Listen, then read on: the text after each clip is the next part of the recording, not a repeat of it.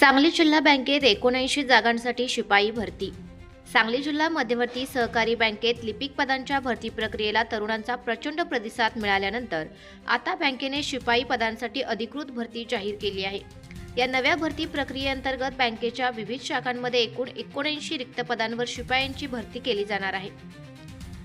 काही दिवसांपूर्वीच सांगली जिल्हा बँकेने 444 लिपिक पदांसाठी भरती जाहीर केली होती।